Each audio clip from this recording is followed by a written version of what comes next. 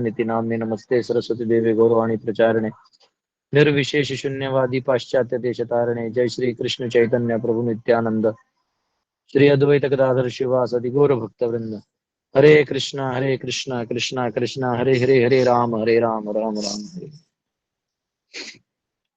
हरे कृष्ण। आप सबका स्वागत है और हम सब प्रथम स्कंद का 18वां अध्याय कर रहे हैं और इस अध्याय में अभी सूत गोस्वामी जो है सभी ऋषि मुनियों की जो जिज्ञासा है, उनकी जो आकांक्षा है, उनकी तत्परता है भगवान के बारे में जानने के लिए और भक्तों का और भगवान का जो संबंध है इसके बारे में जानने के लिए जो तत्परता है वो भागवत के शुरुआत से आ रहा है।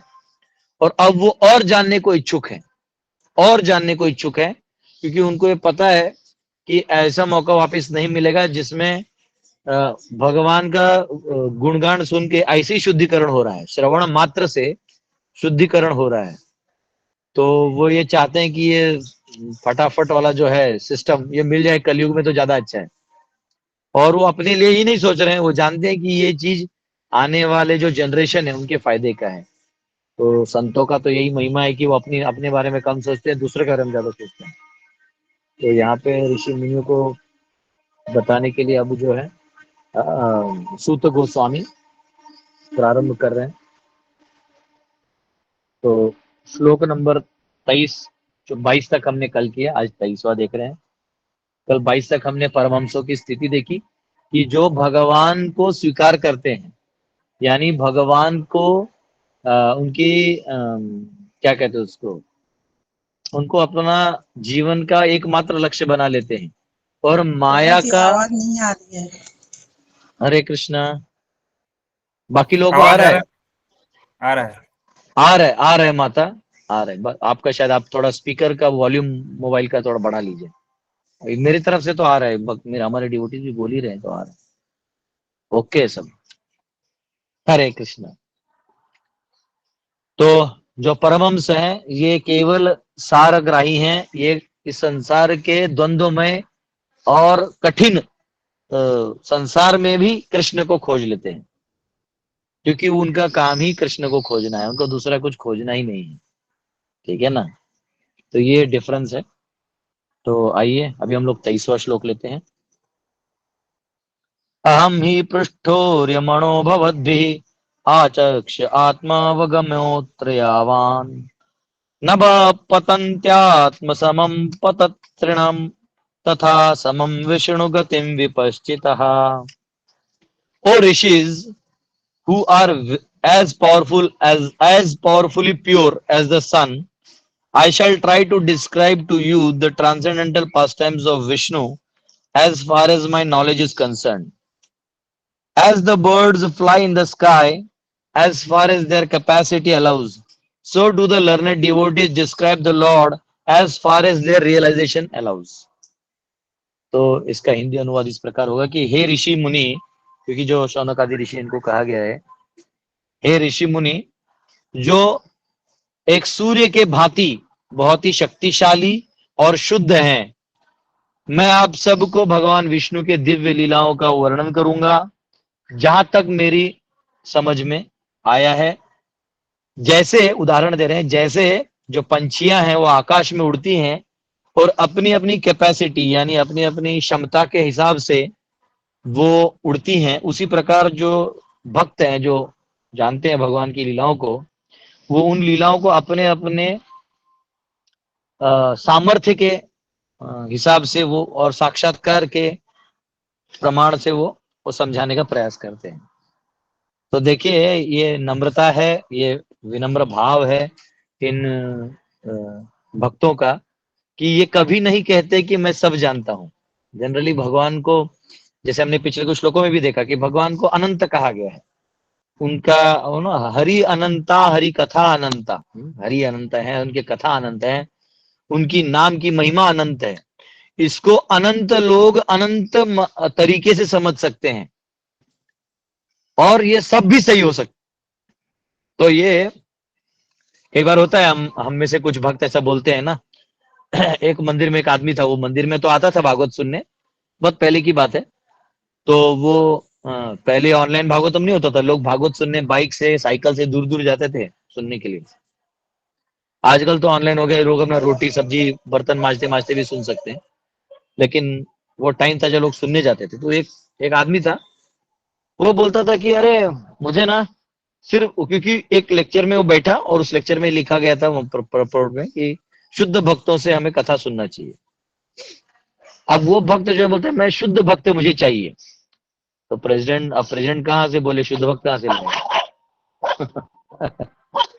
अरे वो हम लोग रेलवे स्टेशन के पास है, यहाँ रेलवे क्वार्टर है, कुछ एक भक्त ने हमें अलाउ कर दिया क्लास का, हम यहाँ आवाज कर रहा है मेरी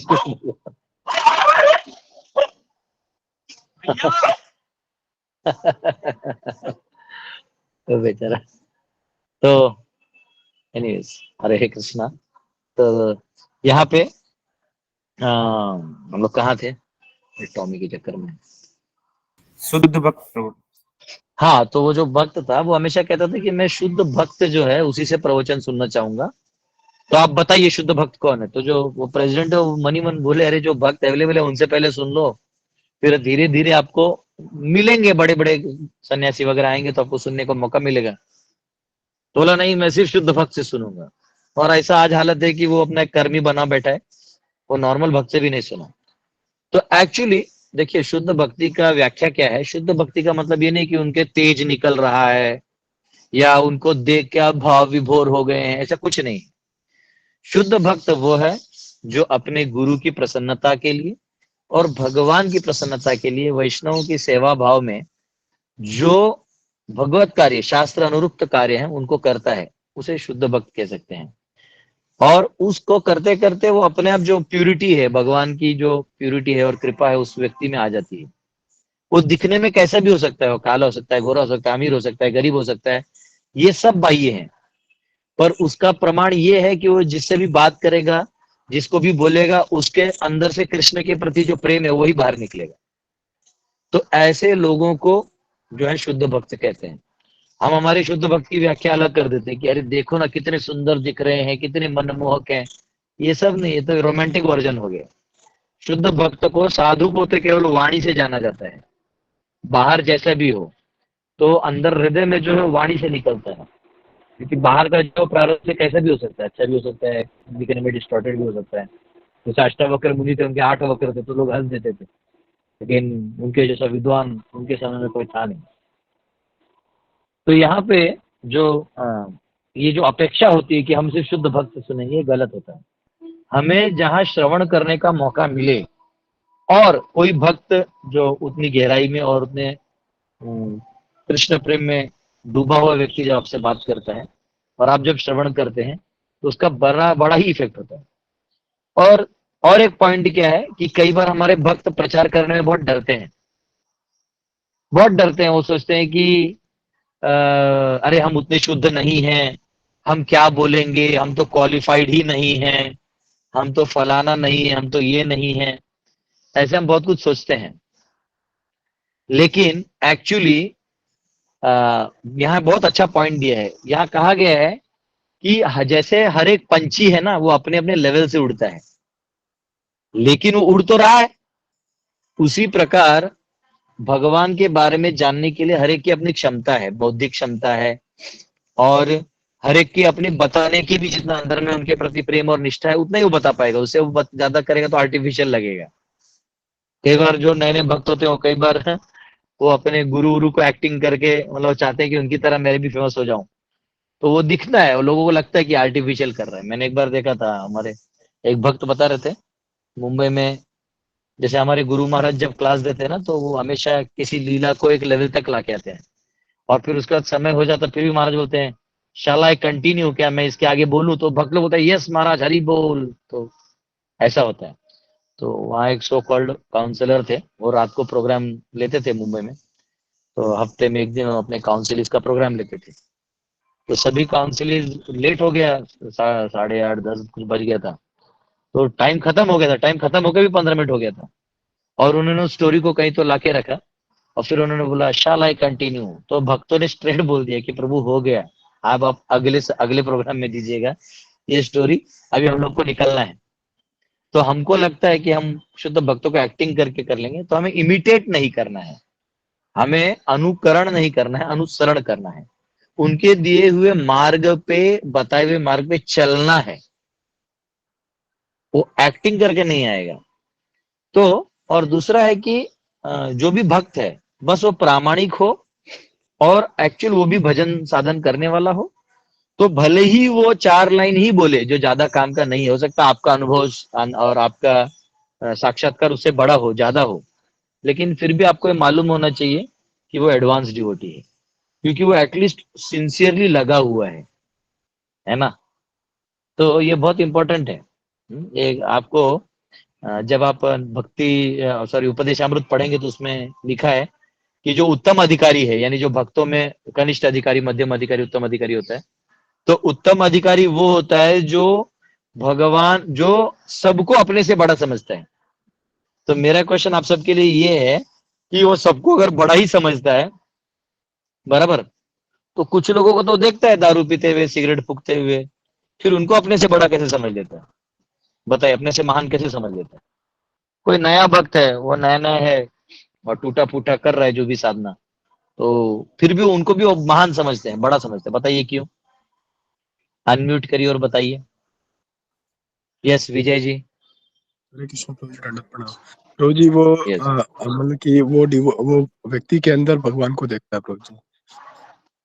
ठीक है, व्यक्ति के अंदर भगवान को देखता है, ओके। आत्मा और परमात्मा को देखता है। नहीं नहीं, वो तो आत्मा परमात्मा तो देख ही लेता है, लेकिन अपने से बड़ा समझने में तो उसको उतना स्टैंडर्ड में भी होना चाहिए ना। वो तो एक वो हो गया। यस ग्लोबल माता। हरे कृष्ण प्रभु जी, वो व्यक्ति अपना 100% दे रहा है। ओके, वो ये देखते हैं कि ये बंदा अपना 100% दे रहा है और मेरे पास इतना सारा अपॉर्चुनिटी होने के बाद भी मैं 100% नहीं दे रहा हूँ। वेरी गुड, जोरदार तालियां, यही आंसर है। वो ये भक्त, इसके पहले भी मैंने जो जो मेरा रेगुलर लेक्चर सुनते हो जानते हैं इसका आंसर क्या है। तो एक्चुअली एक भक्त क्या सोचता है कि अरे देखो, जब मैं ऐसा था तो ऐसा तो मैं नहीं कर पाया था, ये कितना सिंसियर है, ये नया नया आया है, प्रामाणिक रूप से गुरुजनों से सवाल जवाब कर रहा है, अपना समझने का प्रयास कर रहा है, कितना अच्छा भक्त है ये अपने आप उसमें भाव आ जाता है। इसलिए सोचता है अगर ये जब इस लेवल पे आ जाएगा तो कितना करेगा, ये मुझसे भी महान है। तो देखो, शुद्ध भक्त तो हमेशा दूसरों को महान समझते हैं, लेकिन हमें मालूम होना चाहिए कि जो साधु संत है इनका संग हमें लेना चाहिए। तो और यहाँ पे अगर वो अपनी कैपेसिटी से बोल भी रहा है, हो सकता है वो आपकी कैपेसिटी बड़ी हो, वो बोल रहे हैं, आपको वो आनंद आना चाहिए। ऐसे कई बार होता है, कभी हम लोग अभी मैं कहीं अभी वृंदावन आया था, तो कहीं एक सिटी से कुछ भक्त आए थे, 200-300 भक्त थे और वो कीर्तन कर रहे थे। तो उनको मैं दूर था, मैं उस टीम को नहीं जानता था, किसी और शहर से थे। तो उन्हें हरि बोल गदाधर प्रभु, मैंने बोला अरे इसमें भी कोई पहचानता है? बोला हरे कृष्णा। तो उन्होंने माइक ही दे दिया, बोला प्रभु जी आप कीर्तन करिए। मैं फिर कीर्तन किया। फिर बाद में जो लीडर है वो बाहर आया, बोलते हैं, उसने हाथ हाथ जोड़ा, गले लगाया, बोलते प्रभु जी आपने 6 साल पहले जो मुझे वो बताया था ना, तब मैंने पूरा सब डेडिकेट कर दिया है, तब से मैं आपके लेक्चर सुनता हूँ और वही मैं इन लोगों को उसी में भक्त बनाता हूँ।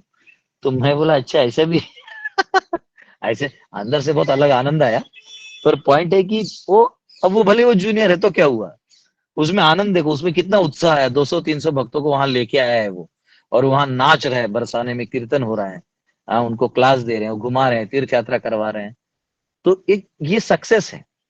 तो ये हम सोचना कि ये बड़ा है छोटा है, इसमें कोई बड़ा छोटा नहीं होता, जिसको कृष्ण का प्रेम मिल गया मिल गया। तो यहाँ पे हर भक्त जो है वो अपने अपने लेवल से जितना जितना साक्षात्कार है वो बताएगा, हमको बस प्रामाणिक रूप से सुनना है। आपने मुझको इनका नाम सुना है पुंडलिक का, जो महाराष्ट्र में भगवान विठल जी हैं। तो भगवान कृष्ण द्वारका से जब आए थे रुक्मिणी को खोजते खोजते, तो पंढरपुर पहुंचे। तो पहले उसका नाम तिंडीर वन था, इमलियों का वन था वो, आज भी बहुत सारे इमली के पेड़ है वहां पे। तो वहां रुक्मिणी माता जो है वो तपस्या कर रही थी गुस्से से, क्योंकि भगवान राधे राधे बोलते रहते थे घर पे महल में। तो रुक्मिणी जी नाराज होके निकल गई थी तपस्या करने। तो जो तपस्या करने वहां पहुंची, तो कृष्ण भी आ गए थे, फिर उनका मुलाकात हो गया। फिर वो बोले आई हैं तो यहाँ मेरा भक्त है पुंडलिक, उसको मिल लेते हैं। तो पुंडलिक को मिलने गए, तो वो अपनी माता पिता की सेवा कर रहे थे। एक्चुअली वो माता पिता ही नहीं थे, वो एक्चुअली उनके गुरुजन थे, और वो महान शुद्ध भक्त नहीं थे। वो एक सिंपल भक्त थे, ऐसे उनकी कोई बड़ी ख्याति नहीं थी उनके माता पिता की, लेकिन वो उनके सिंपल एक भक्त थे। तो लेकिन पुंडलीक अपने गुरु और एक गुरु और गुरु माता ही हुई, उनका सेवा में लगे थे। उनको कृपा मिल गया। सोचो, अब बात समझ रहे हैं कि उनको कृपा मिल गया। तो ये ऐसा नहीं है कि कोई महान भक्त की ही आप सेवा करोगे तो कृपा मिलेगी, नहीं। हमने देखा है कई बार लोग होड़ लगा देते हैं, अरे गुरु महाराज करके आगे लगा देते हैं, और जब नॉर्मल भक्त आता है उसको हटा देते हैं। तो ये मेंटेलिटी ठीक नहीं है ना। तो यहाँ पे इस चीज का इन्होंने क्लैरिटी दे दिया है। अब 24-25 श्लोक एक साथ है, आइए हम लोग पढ़ते हैं। एकदा धनुरुद्यम्य विचरन् मृगयां वने, मृगाननुगतः श्रान्तः क्षुधिस्तृषितो भृशम्, जलाशयम् अचक्षाणः प्रविवेश तमाश्रमम्, ददर्श मुनिमासीनं शांतं मिलितलोचनम्। Once upon a time, Maharaj Parikshit, while engaged in hunting in the forest with a bow and arrows, became extremely fatigued, hungry and thirsty while following the stags. While searching for a reservoir of water, he entered the hermitage of the well-known Shamik Rishi and saw the sage sitting silently with closed eyes. तो ये यहाँ कह रहे हैं कि एक बार भगवान राजा परीक्षित जो थे वो शिकार करने गए थे अपना तीर धनुष लेके जंगल में, और वहां बहुत थक गए, भूखे और प्यासे हो गए, और जो शिकारी का शिकार करते करते जो है उसके बाद, और इसलिए वो फिर एक पानी का तालाब खोज रहे थे। वो खोजते खोजते वो एक कुटिया में चले गए जो शामिक ऋषि जी का था, और वहां पे एक संत जो है वो अपना ध्यान लगा के आंख बंद करके ध्यान लगा रहे थे, वो वहां बैठे हुए थे। तो यहाँ ये कह रहे थे, supreme lord is so kind to his pure devotee that in proper time he calls such devotees up to him and thus creates an auspicious circumstance for the devotee। तो यहाँ प्रभुपाद जी इस पूरे परपोर्ट में बहुत अच्छे समझा रहे हैं कि ये जो होता है ना, देखिए वो राजा महाराजा थे, वो मुझे लगता है जैसे हमारे जैसे सामान्य आदमी भी एक बोतल पानी लेके घूमता है, तो वो तो कुछ मटका वटका उनका सेवक वेवक होगा ही, अकेले शिकारी में थोड़ी गए होंगे। पर समय और दी अदर होता है ना कि वो पानी नहीं है, और अब जो है वो आपको क्या कहते हैं उसको, प्यास भी लग गया, भूख भी लग गया, और आप खोजते खोजते ऐसे ऋषि के आश्रम में भी चले गए। तो कई बार ये सब चीजें जो है ना भगवान की इच्छा से होती हैं, ये आपके और मेरे जैसे प्लानिंग करने से भी नहीं होगा, और भगवान जो चाहते हैं ना वही होगा, आप और मैं कुछ नहीं कर सकते। जैसे कई बार हमारा विजय या पराजय ये दोनों भी भगवान के हाथ में होता है, और भारतवर्ष में जिसका जन्म हुआ है ना उसके लिए तो भगवान वो वाला सिचुएशन देंगे जिसमें वो अति वैराग्य लेके भगवान की खोज में लग जाए, क्योंकि जनरली भारतवर्ष में जिसका जन्म होता है वो प्रायः बहुत धार्मिक होता है। तो भगवान ने इस बार सोचा कि ये 11 के 11 प्लेयर्स को मुझे धार्मिक बनाना है, तो कप ही छीन लिया। तो कप ही छीन लिया। अब उस कप की क्या कीमत है, वो प्लेयर उसके ऊपर पांव रख के सो रहा था। हाँ, वो कोई पूजनीय चीज थोड़ी है। हाँ? तो भगवान जो है वो केवल भक्तों को क्या करते हैं, वो भौतिक चीजों से वो अपने आप छीन लेते हैं। हरिस्तत् धनम शनै, जब जिसके ऊपर मैं कृपा तस्याम अहम अनुग्रहणामि, जिसके ऊपर अनुग्रह करता हूं मैं तो सब छीन लेता हूं उद्धव में उसका। तो भगवान जो है वो पूरा धार्मिक बनाने के लिए, आप देखिएगा भारत में कितना भी आप प्रयास कर लीजिए, बहुत धन है, बहुत संपन्नता है तो घर में कलेश है, घर ओके है तो धन ही नहीं है, सारा कोऑपरेशन मूवमेंट पे काम चल रहा है। अच्छा धन भी है, घर भी अच्छे से चल रहा है, तो पता चला सेहत ठीक नहीं है, पता चला सेहत भी ठीक है, धन भी है, घर भी ठीक से चल रहा है, तो आप जहां रह रहे हैं वो उधर का राजा धार्मिक धर्म काम करने नहीं दे रहा है। तो ले दे के आप किसी भी परिस्थिति में चले जाइए, आपको क्लेश और कष्ट लिखा ही है। और भारत में तो प्रायः ये फ्री में मिलता है और हर क्षण मिलते रहेगा। और इसलिए यहाँ जो ज्ञानी लोग हैं ना, वो रोते नहीं, वो मार्ग बनाते हैं, वो ट्रांसेंडेंटल हो जाते हैं। देखिए 3 होता है, 3 गुणों के अंदर रह के समाज को सुधारते रहना, जो थोड़ा सुधर भी जाएगा फिर वो बैक टू नॉर्मल हो जाता है। आप बात समझ, जैसे कोई पेड़ का टहनी है, उसको खींच लीजिएगा फल तोड़ने के लिए, तो फल तो तोड़ लीजिएगा, लेकिन खाने के लिए हाथ तो छोड़ना पड़ेगा, तो हाथ छोड़ते ही ऊपर चला जाएगा। तो वैसे ही हर बार एक समाज सुधारक आता है, समाज को सुधारने की बातें करता है, एक लेवल तक सुधार भी देता है, उसके बातों में आके लोग निर्णय लेते हैं कि आज से हम लोग दारू नहीं पिएंगे, ये नहीं करेंगे, कुछ कुछ सुधार भी देता है। और बस थोड़ी देर की बात है, फिर धीरे धीरे सब शांत हो जाता है, फिर वही चालू। जैसे समुद्र की लहरें हैं ना, ये कभी अंत नहीं होती। आप कभी जगन्नाथपुरी जाइएगा, स्नान करने का मौका मिले तो आपको ये अनुभव आएगा कि अभी एक बड़ा लहर आया, फिर लोग उस बड़े लहर की और इंतजार करते, मान लो लहर आने ही वाला है, बंद नहीं होने वाला है। तो आपको जब निकलना है तो एक टाइम डिसाइड करके निकलना ही पड़ेगा। आप उन लहरों का उधर रह के आप रोक नहीं पाइएगा, और ये आशा में खड़े रहिएगा कि एक दिन वो आएगा जब ये लहर रुकेगा। हाँ, वो दिन आएगा। कब आएगा? जब महाविष्णु सांस अंदर लेंगे तो सब ठीक हो जाएगा, लेकिन तब तक रहेगा ही रहेगा। एक बार हमारे गुरु महाराज के पास कोई प्रॉब्लम गया था, वो 2 भक्त लड़ रहे थे कोई मामला लेके, तो दोनों भक्तों का लड़ाई जो था महाराज जी के पास गया, महाराज जी दोनों का सुने, दोनों पक्ष का सुनने के बाद बोले, तो महाराज जी ने एक पक्ष को थोड़ा बताया कि ये तुम्हारा है, ये तुम्हारा गलत है, थोड़ा ध्यान रखो, ऐसा ऐसा करके महाराज बोल के चले गए। तो जो भक्त का गलत उसको बताया गया, तो वो आके बड़बड़ करने लगा, महाराज महाराज महाराज आप बात समझिए। महाराज जब पीछे देखे, बोले क्या? बोले एक्चुअली मैं ये कहना चाहता था, मैं वो कहना चाहता था। तो महाराज के कंधे पे हाथ रखे बोले, trust me, all your problems will be solve. तो खुश हो गया, हाँ, कि महाराज को मेरी बात पता चल गई, अब मेरा समस्या हल हो जाएगा। बोले all your problems will be solve when Mahavishnu will inhale. जब महाविष्णु सांस अंदर ले लेंगे, ब्रह्मांड गायब हो जाएगा, सब प्रॉब्लम सॉल्व हो जाएंगे। तो हम सब इस संसार में प्राय 3 गुणों का प्रॉब्लम सॉल्व करने में लग जाते हैं। हालांकि हमें हमारा पूरा एनर्जी आत्म उद्धार और समाज को आध्यात्मिक बनाने में लगाना चाहिए। आज श्रील प्रभुपाद जी ने करके दिखाया, पूरे विश्व को भक्त बना दिया। आज देखिए उसका परिणाम क्या है।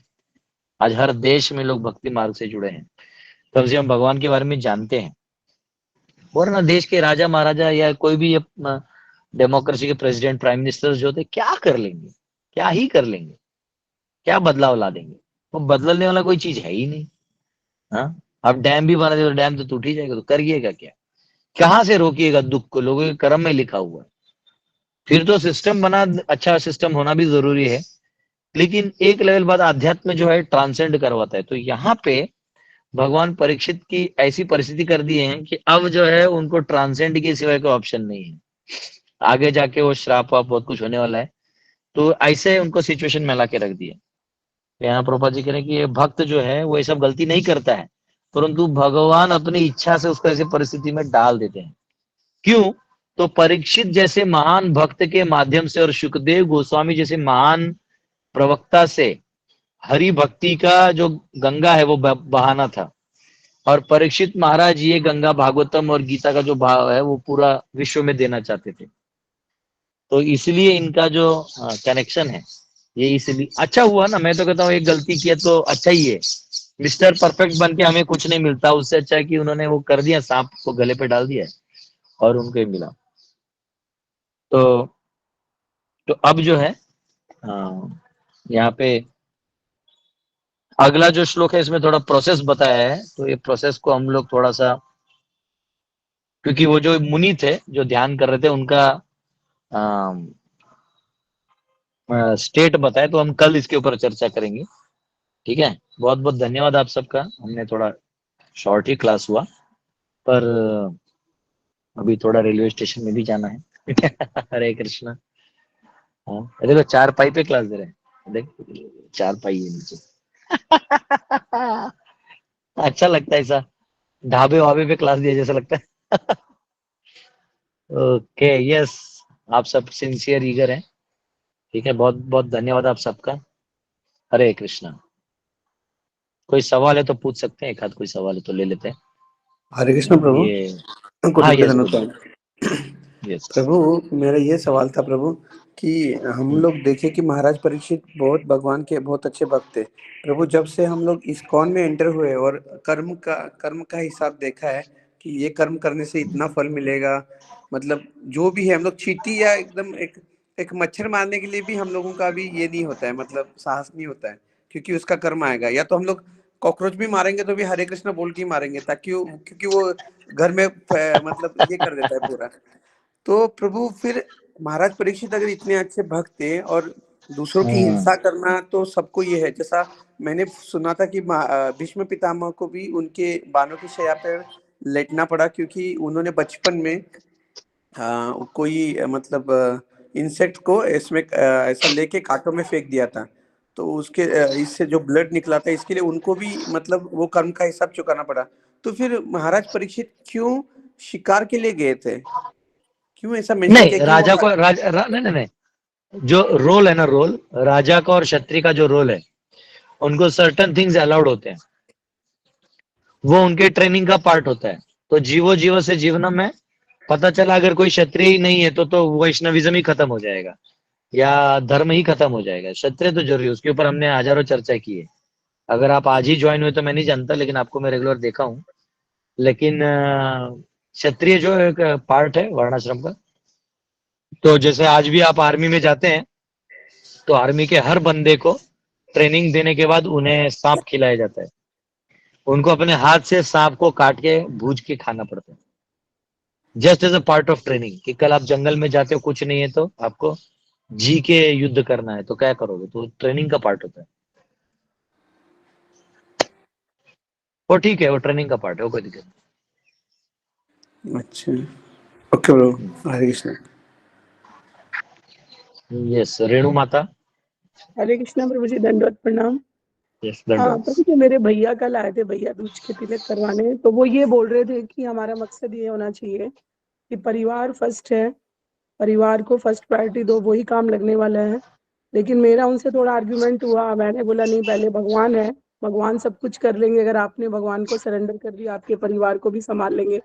तो क्या सही है प्रभु जी? देखिए ये कैसा होता है, सत्य तो बदलता नहीं, परंतु लोगों का उतना लेवल होता नहीं। जैसे बहुत सिंपल है, मैं जब घर में था तो मेरे घर वाले बोलते थे अरे तू ऐसा करेगा, बहन का शादी नहीं होगा।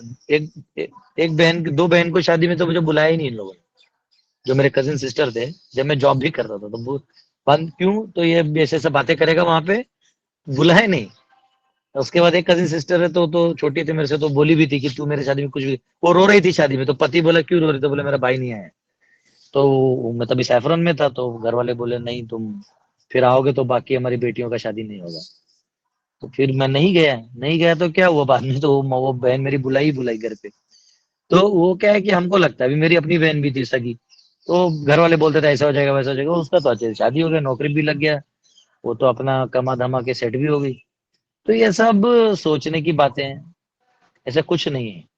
तो लेकिन सामने वाले का उतना फेथ नहीं होता है ना। जैसे कोई रिलेटिव्स होते हैं, कई बार वो नाराज हो जाते हैं कि ये क्या कर रखा है। मेरे जो चाचा हैं बड़े, वो बहुत नाराज हो जाते हैं, मेरे को देखते ऐसे तो गुस्सा करते हैं। तो वो ठीक है, वैसे में रह के भी क्या कर लेते हैं, क्वेश्चन है। मैं रह भी जाता तो क्या होता।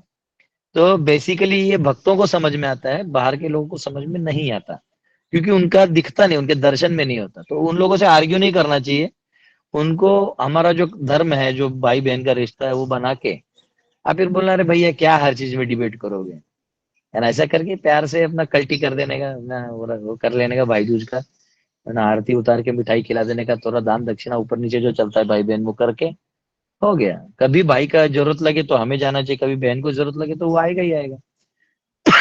तो ये सब, और ये सब क्या है ना, ये सब काल के अंदर है ना, ये 100 साल के अंदर है। 100 साल के बाद तो न वो रहेगा ना। आप तो पिछला भाई बहन कहाँ याद है आपको? पिछली बार का आपका बेटा बेटी माँ बाप कौन याद है आपको? हमको खुद किसी को याद नहीं है, तो फिर हम नहीं ना जानते। यस प्रभु जी। और हम सब मुझे ये लगता है कि जो बच्चे वगैरह सब मिले, अपने कर्मों को भोगने के लिए ही मिले हैं। जिनके साथ मेरे कर्मों का कोई संबंध रह गया था तभी आए हैं ये, तो इतना डिटेल में नहीं नहीं जाना चाहिए। नहीं, क्या होता है, too much analysis leads to paralysis हो जाता है। ऐसे करेंगे तो बच्चों का ख्याल नहीं रख पाएंगे। थोड़ा सा बच्चों पे मोह, देखिए हमको मोह में गिरना नहीं, पर हमारे मोह का इस्तेमाल करके उनको आध्यात्मिक बनाना बहुत जरूरी है।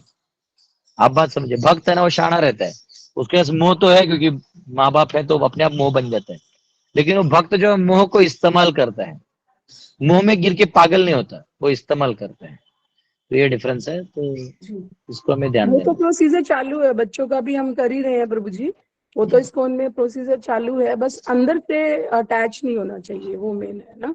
हाँ, अनासक्त विषयान बोलते हैं ना, कि अनासक्त होके कार्य करो, करो, मतलब ऐसा नहीं कि नहीं करो, ऐसा कुछ नहीं। अभी मैं भी जाता हूँ तो कभी अभी अपनी बहन तो ज्यादा करती नहीं, पर जो है मेरे बाकी डिवोटीज भी हैं, तो कोई राखी बांध देता है, तो कोई कुछ करता है। अभी भी एक माता जी ने भाई दूज में इधर ही आके एक घड़ी भी दिया, तो ऐसा है, मतलब वो एक नारियल दिया, पता नहीं नारियल को खाना है, उसको तोड़ना पड़ेगा। तो पॉइंट है कि वो एक रिलेशनशिप है, पर उसके अलावा एक भक्त का जो संबंध है वो हमेशा रहना चाहिए, पर हमें आध्यात्मिक ही रहना चाहिए, क्योंकि देखिए ये सब हमने बहुत खेल लिया अनेक जन्म में, अभी इस जन्म में भी ये टाइम पास करते रहेंगे तो फिर तो खत्म हो जाएगा, वो आखिरी मौका भी खत्म हो जाएगा। तो हमको ये है ना, ये वर्ल्ड कप फाइनल की तरह है हमारे लिए, ठीक है, निकल जाना है, तो इसलिए इतना वो नहीं रहना है। और वैसे भी क्या कर लेगा वो, क्या आपके घर पे आके बैठा रहेगा? बहन है तो बहन है। अरे ऐसे हजारों भाई देखे हमने जो बहन के लिए कुछ भी नहीं करते, ऐसे बहनें देखे जो अपने भाई के लिए कुछ नहीं करते।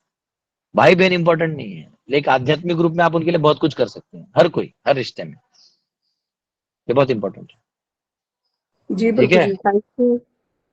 हरे कृष्ण, दंडवत दंडवत। ऐसा करते हैं, अभी थोड़ा हम लोग पॉज कर देते हैं, क्योंकि फिर मुझे यहाँ से थोड़ा ब्रेकफास्ट करके फिर ट्रेन में भी बैठना है, आगे स्टेशन में भी जाना है। कल आप लोगों से मिलेंगे, बहुत बहुत धन्यवाद। हरे कृष्णा। हरे हरे कृष्ण। कृष्णा प्रभु जी।